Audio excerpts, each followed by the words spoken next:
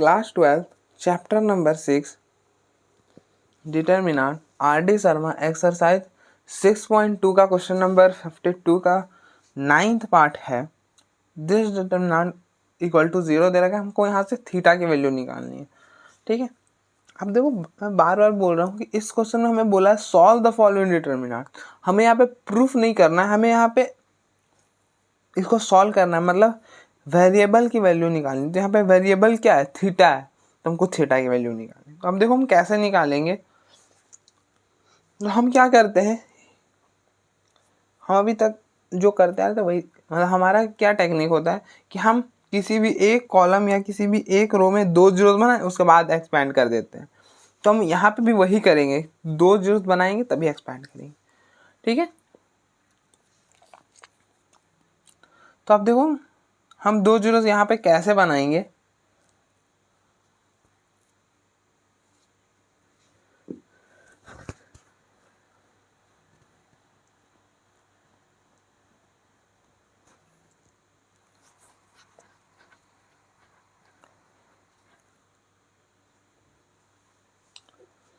अब देखो हम क्या कर रहे हैं, आप 3 है ना, 3 में ये चीज माइनस कर दो। ठीक है, अगर सारे को प्लस करोगे तो नहीं बनने वाला है।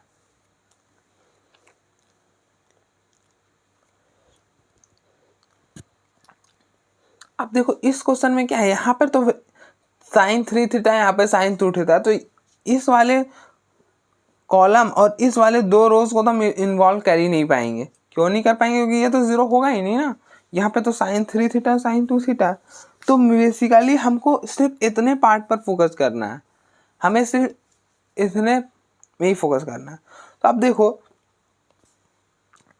अगर आप इसको इसमें से माइनस करते हो तो जीरो तो नहीं बनने वाला, और इसमें से इसको माइनस करते हो तब भी जीरो नहीं बनने वाला,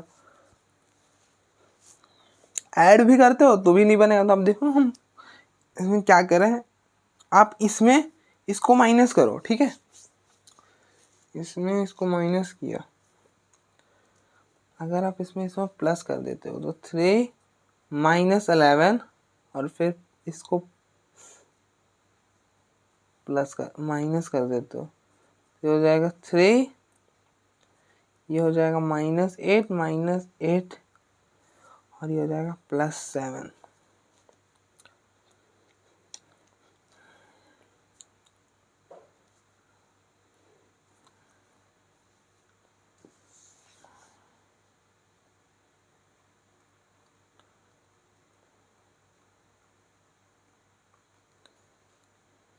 नहीं बन पाएगा।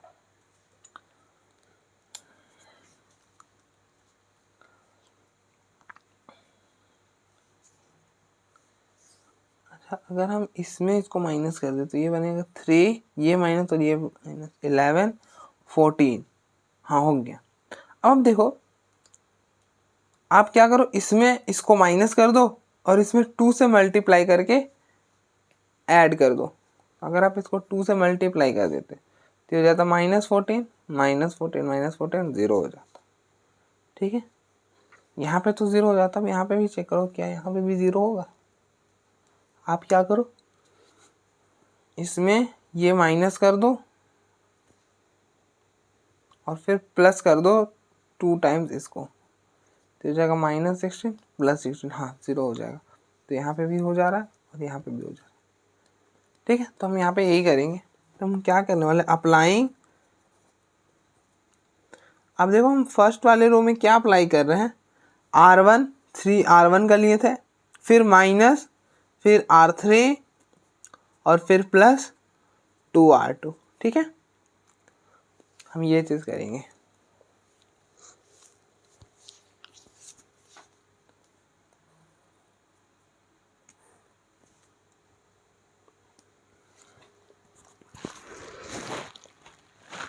तो अब देखो इसका मतलब क्या हुआ, अब देखो R1 में हम कुछ चेंज कर रहे हैं तो R2 और R3 वाला तो एज इट इज आ जाएगा। ठीक है, अब देखो R1 में क्या करो, ये R1 है, ये R1 है, ये R2 है और ये R3 है। ठीक है, अब हम R1 में R1 minus R3 plus 2R2, R1 3 है, बीच में माइनस, इसके कॉरस्पॉन्डिंग R3 माइनस 11, फिर प्लस 2 इंटू R2, R2 क्या है इसके कॉरस्पॉन्डिंग R2 का एलिमेंट -7। अब देखो इसको अभी सॉल्व किए, क्या बना 0। फिर इसी तरह से नेक्स्ट R1 का एलिमेंट है -2, फिर बीच में माइनस R3 का एलिमेंट है, इसके कॉरस्पॉन्डिंग R3 का एलिमेंट 14, फिर प्लस 2 इंटू 8। अब देखो यहाँ पे हमने अभी सॉल्व करा 0 बनेगा, ठीक है। फिर नेक्स्ट इस एलिमेंट के लिए साइन 3 थीटा माइनस इसके कॉरस्पॉन्डिंग R3 का एलिमेंट 2 प्लस 2 R2, इसके कॉरस्पॉन्डिंग R2 का एलिमेंट साइन 2 थीटा।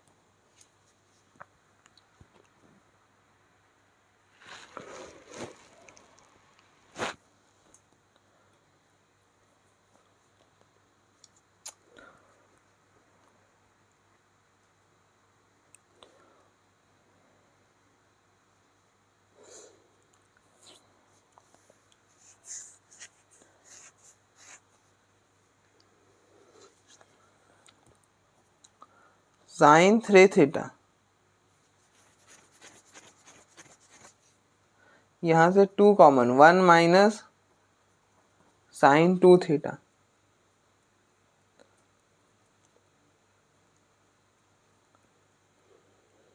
ठीक है।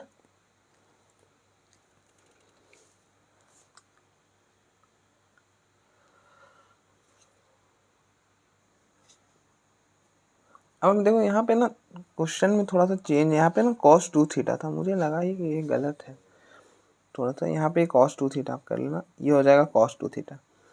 तो आपने फॉर्मूला पढ़ा होगा 1 माइनस cos 2 थीटा का फॉर्मूला क्या होता है, 2 साइन स्क्वायर थीटा होता है। और साइन 3 थीटा का फॉर्मूला क्या होता है, साइन 3 थीटा का फॉर्मूला होता है 3 sign theta minus 4 sine cube theta, ठीक है। तो अब यहाँ पे लगा दो साइन 3 थीटा का formula 3 sign theta minus 4 sine cube theta minus 2 into इसका फॉर्मूला 2 साइन स्क्वायर थीटा, ये हो जाएगा 3 sign theta minus 4 sine cube theta minus 4 sine square theta.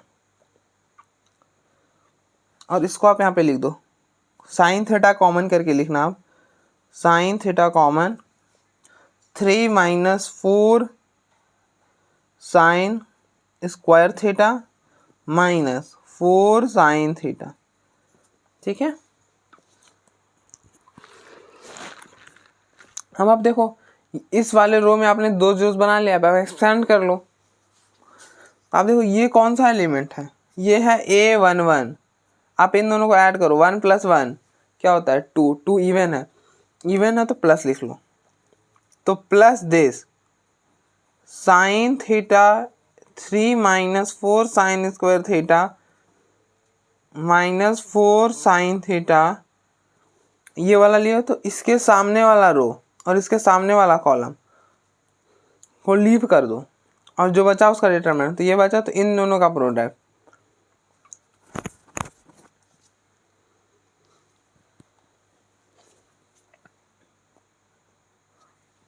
तो मल्टीप्लाई करो 14 इंटू -7 -98, बीच में माइनस, इन दोनों का product 11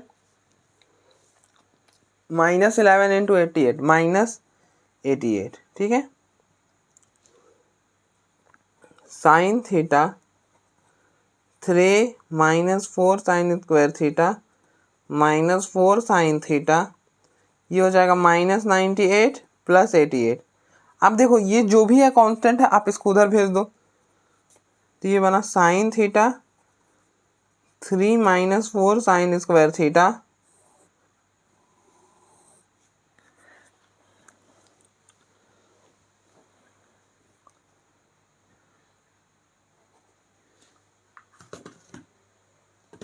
4 sine square theta minus 4 sine theta, ठीक है।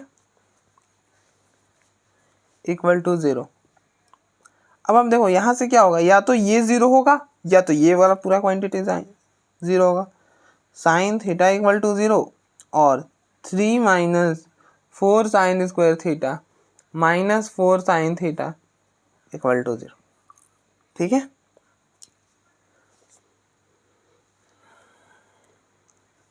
तो अब देखो अगर साइन थीटा इक्वल टू 0 होता है तो थीटा क्या होता है, थीटा हो जाता है एन पाई।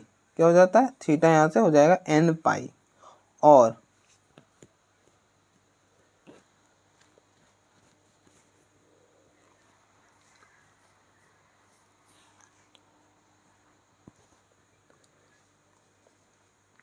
यहाँ से आप माइनस कॉमन करो, ये हो जाएगा 4 sine square theta plus 4 sine theta minus 3 equal to 0। उस माइनस को उधर शिफ्ट कर दो और यहाँ पे मिडिल टर्म स्प्लिट करो। मिडिल टर्म कैसे स्प्लिट करते हैं, इन दोनों का प्रोडक्ट करो, तो -3 इंटू 4 साइन स्क्वायर थीटा, ये हो जाएगा -12 साइन स्क्वायर थीटा। क्या हो जाएगा, -12 साइन स्क्वायर थीटा। अब आप देखो 4 साइन थीटा को आप ऐसा ब्रेक करो कि उसका प्रोडक्ट -12 साइन स्क्वायर थीटा बन जाए। तो आप कैसा ब्रेक करोगे, 6 साइन थीटा -2 साइन थीटा। अब देखो 6 sine theta -2 sine theta, 4 sine theta, और फिर 6 sine theta into -2 sine theta, ये हो जाएगा -12 साइन स्क्वायर थीटा। तो यहाँ पे आप लिख दो 4 साइन थीटा को लिख दो 6 sine theta -2 sine theta -3 equal to 0। तो आप यहाँ से 2 कॉमन करोगे, 2 साइन थीटा कॉमन, तो यहाँ से क्या बचेगा, 2 साइन थीटा प्लस 3, यहाँ से -1 कॉमन, तो ये हो गया 2 sine theta plus 3 which is equal to 0। अब देखो यहाँ से क्या करो, 2 साइन थीटा प्लस 3 कॉमन कर लो, तो पीछे रह जाएगा 2 sine theta -1 which is equal to 0। ठीक है, अब यहाँ से क्या होगा, यहाँ से या तो 2 sine 3 theta 2 sine theta plus 3 equal to 0 होगा, और 2 साइन थीटा -1 इक्वल टू 0 होगा। या तो ये 0 होगा या तो ये 0 होगा।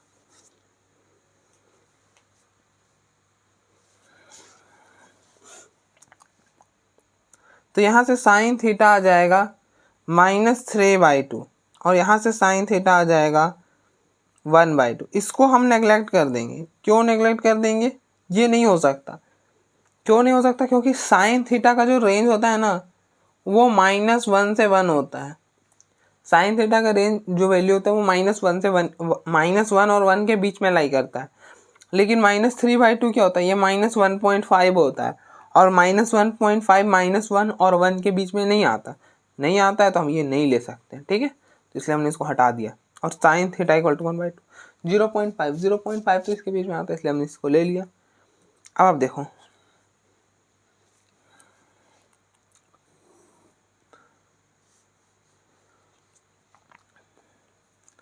साइन थीटा इक्वल टू हो, अब देखो अगर हम sine theta equal to sine 1 equal to 1/2, ठीक है, ये हो जाएगा sine theta equal to sine 1/2 कब होता है, साइन 60 डिग्री पर, सॉरी 30 डिग्री, मतलब π/6 पर साइन π/6 पर 1/2 होता है। तो अब यहाँ पे इसको लिख दो साइन π/6। ठीक है, अब देखो अगर साइन थीटा इक्वल हो साइन अल्फा के, तो थीटा यहाँ से क्या हो जाता है, थीटा होता है n pi plus -1/n into alpha. तो यहाँ से आपका थीटा क्या हो जाएगा, यहाँ से थीटा हो जाएगा n पाई प्लस -1 की पावर n इंटू π/6। ठीक है, तो एक थीटा की वैल्यू आपको यहाँ से मिल गई और दूसरा एक थीटा की वैल्यू आपको यहाँ मिल गई। ठीक है, तो अब देखो एक बार,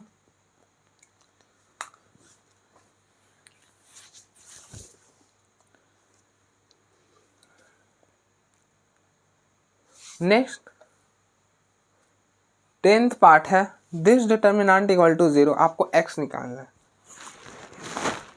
तो हम वही करेंगे, हम ना क्या करेंगे, दो जीरोस बनाने की कोशिश करेंगे,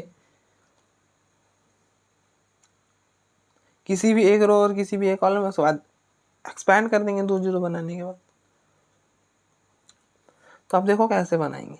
आप क्या करो, या तो इन सारे रोज को ऐड कर दो, सॉरी इन सारे को कॉलम को ऐड कर दो, या फिर इन सारे रोज को ऐड कर दो, सेम बन जाएगा। अब देखो ऐड करो इन सबको, देखो 4 minus x plus 4 plus x plus 4 plus x, ये x से ये कैंसल, 4 प्लस 4 8 और 8 प्लस 4 12, 12 प्लस एक्स। इसी तरह से इन सबको ऐड करो, 4 plus x plus 4 minus x plus 4 plus x, ये x से ये x कैंसल, 4 प्लस 4 8 और 8 प्लस 4 12, 12 प्लस एक्स। और फिर इन सारे को ऐड करो, 4 plus x plus 4 plus x plus 4 minus x, ये टर्म से ये टर्म कैंसिल, इन सारे को ऐड करो, वापस से बन जाएगा 12 प्लस एक्स। अगर आपने ये कर दिया उसके बाद आप कॉमन कर लो, 1 1 1 बन जाएगा, उसके बाद दो जीरो बनाओ और खत्म क्वेश्चन।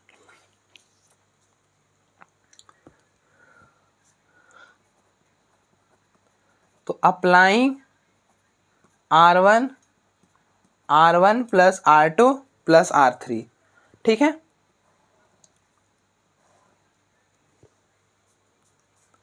इसका मतलब क्या होता है कि R1 ये है R1, ये है R2 और ये है R3, ठीक है।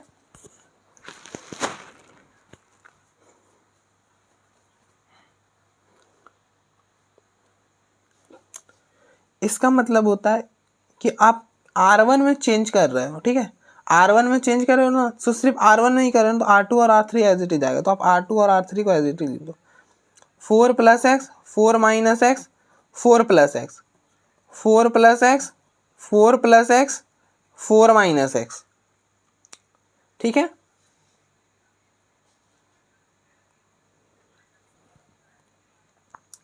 अब ये बोलता है कि R1, ये है R1 का फर्स्ट एलिमेंट है ये 4 माइनस एक्स, तो आप देखो R1 का 4 माइनस एक्स रखा, फिर प्लस इसके करस्पॉन्डिंग R2 का एलिमेंट क्या है 4 प्लस एक्स, अब देखो फिर से हमने R2 का एलिमेंट रखा, फिर बीच में प्लस डाला, फिर इसके करस्पॉन्डिंग R3 का एलिमेंट 4 प्लस एक्स रखा, सॉल्व करा 12 प्लस एक्स आया, ठीक है। उसी तरह से हमने यहाँ पे भी सॉल्व करा, 12 प्लस एक्स आया, इसको सॉल्व करा 12 प्लस एक्स आया, विच इज इक्वल टू 0, ठीक है।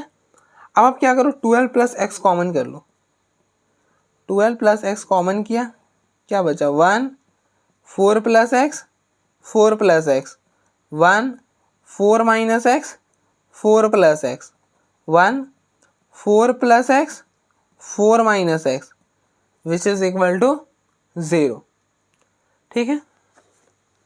अब आप इस वाले रो में दो जीरोस बनाओ और एक्सपैंड कर दो, हो जाएगा। तो दो जीरोस कैसे बनाएंगे, इसमें इसको माइनस कर दो तो 1 माइनस 1 0, इसमें इसको माइनस 1 माइनस 1 0 हो जाएगा। तो अप्लाइंग,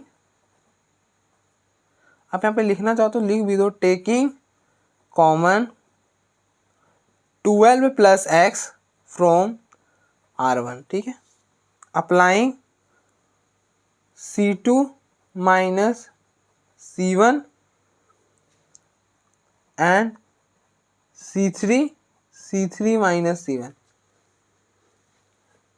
इसमें इसको माइनस करो, इसमें इसको,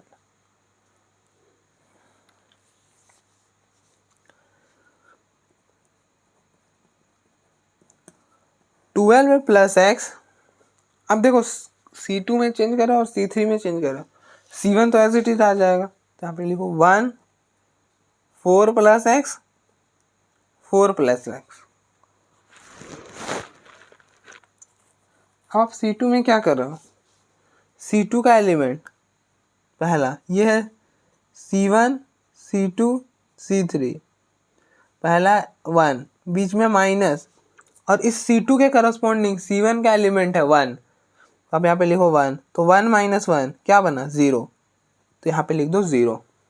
फिर नेक्स्ट C2 का एलिमेंट ये है 4 माइनस एक्स, बीच में माइनस, और फिर इसके करस्पॉन्डिंग C1 का element 4 plus x, 4 minus x, अब अंदर माइनस को मल्टीप्लाई करो, -4 और ये हो जाएगा -x, तो इससे ये टर्म कैंसल, -x -2x हो जाएगा, तो यहाँ पे लिख दो -2x। नेक्स्ट C2 का एलिमेंट 4 प्लस एक्स, इसको आप माइनस करो, तो देखो यहाँ पर नेक्स्ट C2 का एलिमेंट है 4 प्लस एक्स, बीच में माइनस, इसके करस्पॉन्डिंग C1 का एलिमेंट 4 प्लस एक्स, तो ये टर्म और ये टर्म पूरा कैंसिल, पीछे क्या बचेगा 0, तो यहाँ पे लिखो आप 0।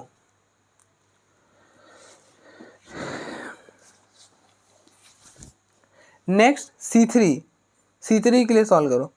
C3 का फर्स्ट एलिमेंट है 1, तो आप यहाँ पे लिखो 1, फिर बीच में माइनस, इसके करस्पॉन्डिंग C1 का एलिमेंट 1, तो 1 माइनस 1 0 हो जाएगा, तो 0। इसी तरह से 4 प्लस एक्स -4 प्लस एक्स, अब देखो 4 प्लस एक्स, बीच में माइनस, और इसके करस्पॉन्डिंग C1 का एलिमेंट 4 प्लस एक्स 0, और 4 minus x -4 plus x, 4 minus x -4 plus x, ये हो जाएगा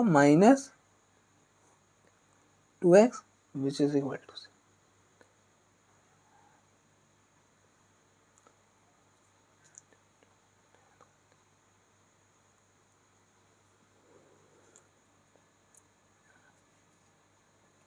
यहाँ पे हम लिखा भी नहीं था एक्सपैंड बाय R1, यहाँ पे भी एक्सपैंड बाय R1, तो ये कौन सा एलिमेंट है, ये है A11, आप इन दोनों को ऐड करो, 1 + 1 2 हो जाएगा, 2 क्या है इवन है, तो आप यहाँ पे प्लस लिख लो, ठीक है।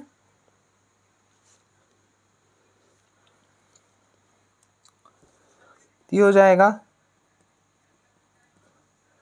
12 प्लस एक्स, अब आप +1 इस वाले एलिमेंट को लो, +1 ले लिया, इसके सामने वाला रो, ये वाला रो, और इसके सामने वाला कॉलम, ये वाला कॉलम को हटा दो, जो हटाया उसे छोड़ दो, और जो बचा उसको डिटर्मिनेंट निकालो, तो इसका डिटर्मिनेंट निकालना है, तो -2x × 2x -2x, ये हो जाएगा 4x², और फिर बीच में माइनस, और फिर इन दोनों पर 0 × 0 0, ठीक है, विच is equal to 0।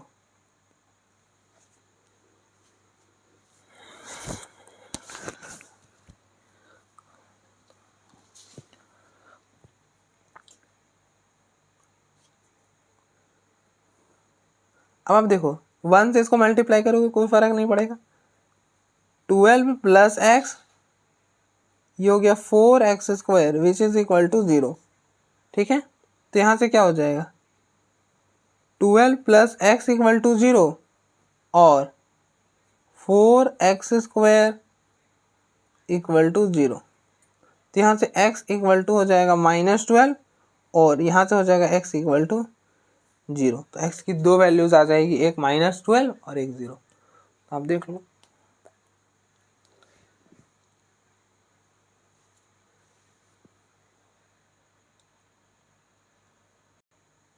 Next question number 53 है, if A, B and C are all non zero, अभी तक क्या बोल रहा है कि A, B, C जो है ना वो तीनों नॉन जीरो, मतलब ना तो A 0 के बराबर है ना तो B 0 के बराबर, A, B, C कुछ भी होगा 0 को छोड़ा के, ठीक है, मतलब A, B, C यहाँ 0 के इक्वल नहीं है, and this determinant equal to 0, अगर ये डिटर्मिनेंट 0 के इक्वल है देन प्रूव दैट, हमें क्या प्रूफ करना है कि 1/A + 1/B + 1/C + 1 equal to 0, मतलब ये पूरा क्वांटिटी 0 के इक्वल होगा, हमें ये प्रूफ करना है।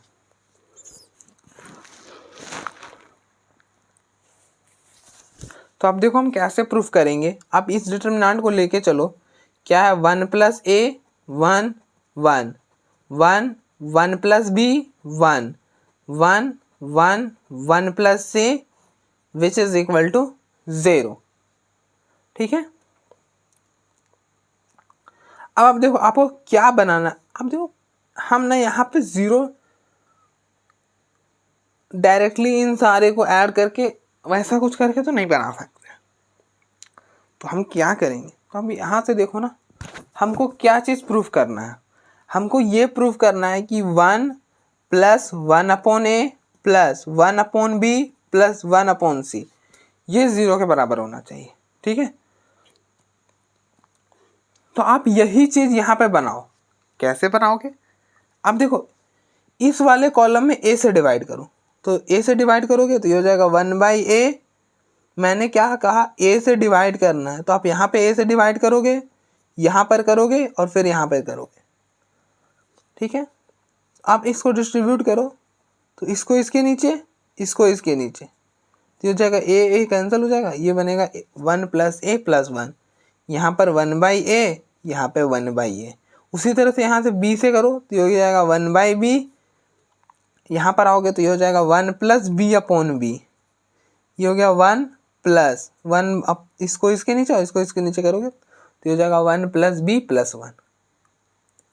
ठीक है, फिर ये हो जाएगा 1/b प्लस 1 और इसको b से करोगे तो ये हो जाएगा 1/1 अपॉन b। इसको c से करो तो ये क्या 1 अपॉन सी, 1 अपॉन सी, इसको c से करो तो हो जाएगा 1 प्लस सी अपॉन सी, सी को इसके नीचे 1 अपॉन सी और सी इसको नीचे तो प्लस 1। ठीक है,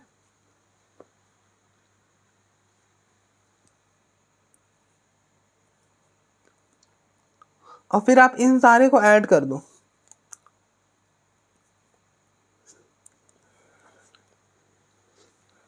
देखो इसको ऐड करोगे तो क्या बनेगा 1 plus 1 upon A plus 1 upon B plus 1 upon C. यही तो हमको बनाना था, बन गया हमारा।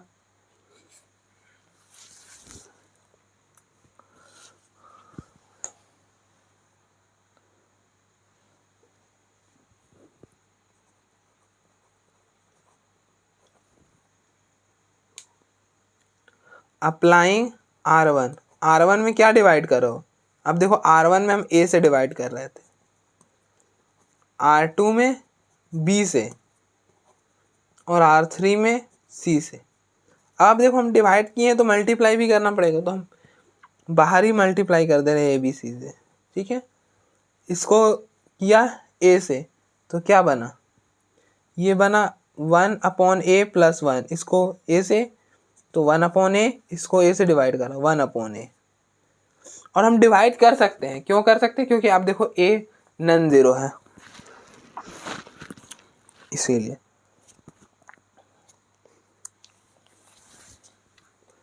इसको B से तो ये हो गया 1 अपॉन B, इसको B से तो हो गया 1 अपॉन B प्लस 1, इसको B से 1 अपॉन B।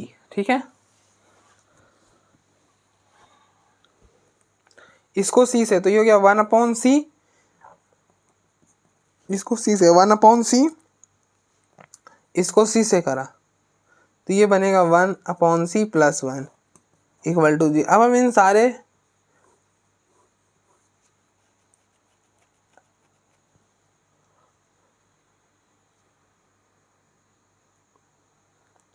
तो आप इन सारे को ऐड कर दो।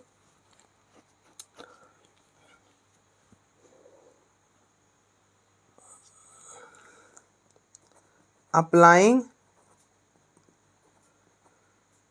R1 plus R2 plus R3। ठीक है,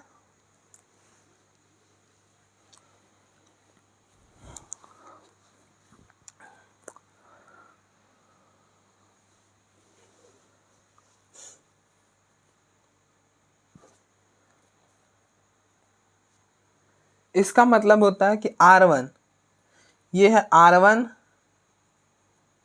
R2 और ये R3।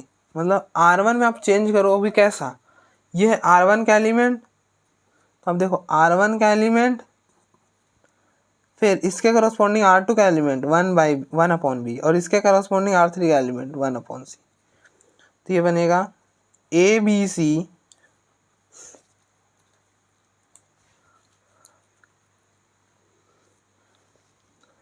ये बन गया 1 + 1/a + 1/b + 1/c। फिर इस सारे को ऐड करोगे यही बनेगा 1/1 + 1/a 1/b + 1/c। इन सारे को ऐड करेगा तो बनेगा +1 + 1/a + 1/b + 1/c। ठीक है, और R2 और R3 एज इट इज आ जाएगा 1/b 1/c 1/b + 1 1/c 1/b 1/c + 1 which is equal to 0। ठीक है, अब हम क्या करो, इसको ये जो है ना इसको कॉमन ले लो। ठीक है, तो taking common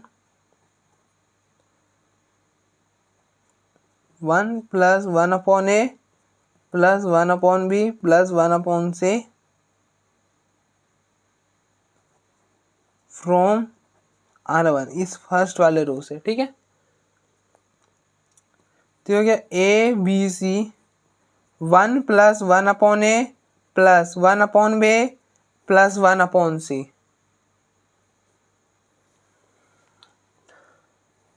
1 1 1 1/b 1/b + 1 1/b 1/c 1/c 1/c + 1 which is equal to 0। ठीक है,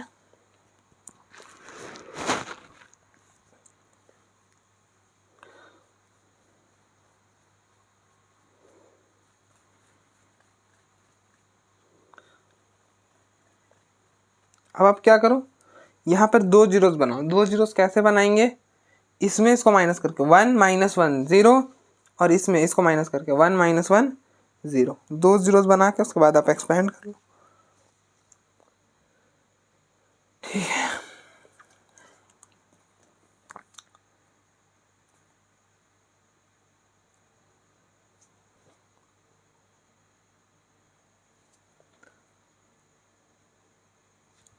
तो आप अप्लाई कर दो। अप्लाइंग,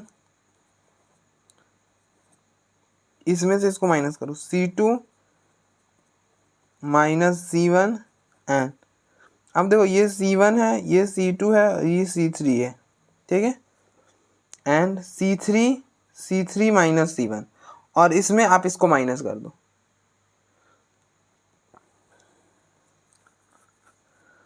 ये हो जाएगा ABC 1 + 1/a + 1/b 1/c।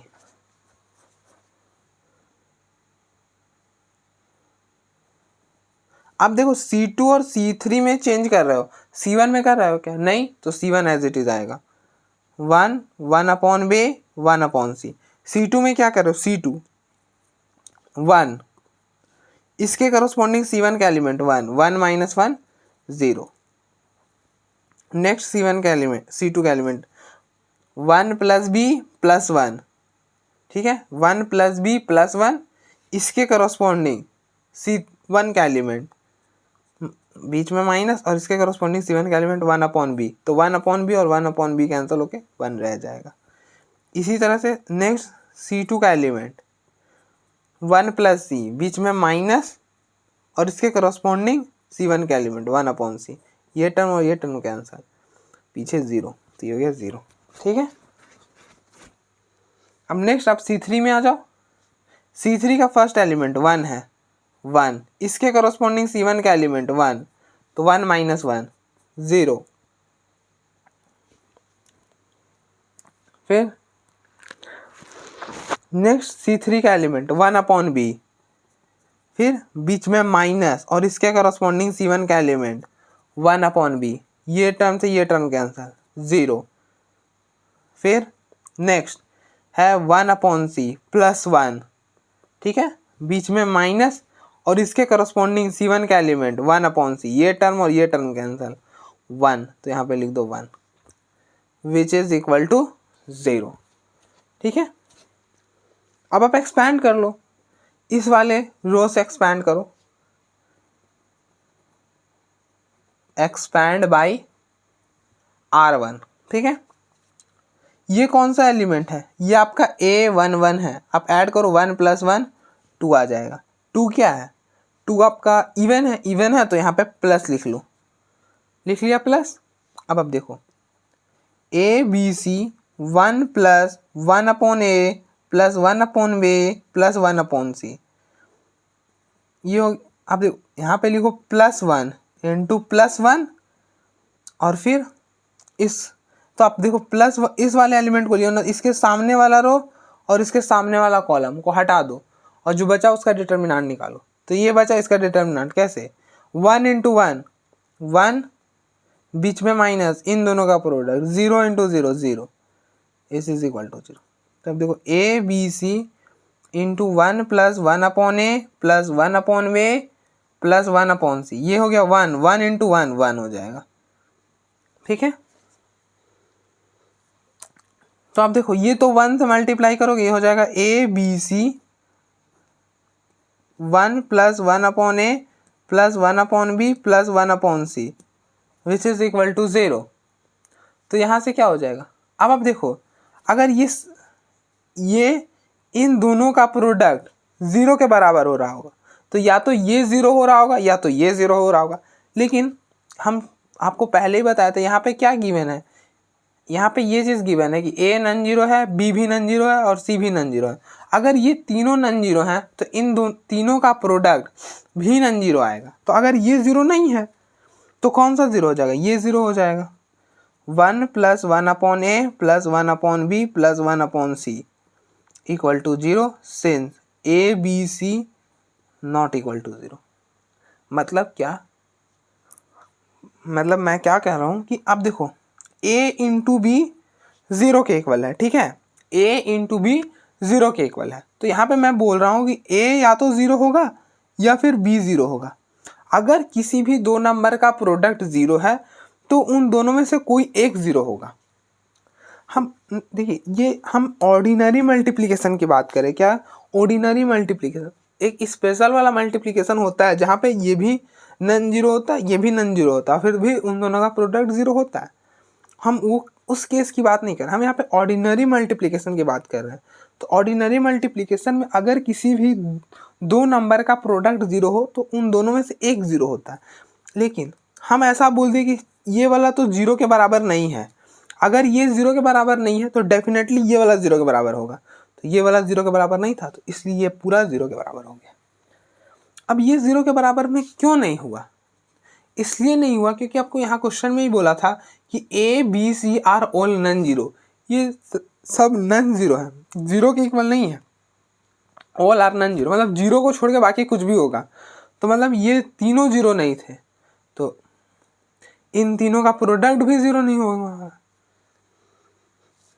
जैसे मान लेते हैं हम थोड़ी देर के लिए कि A1 है, B2 है, C3 है, आप प्रोडक्ट करो ABC निकालो तो 1 × 2 2 और 2 × 3 6 और 6 नॉन जीरो है, ठीक है,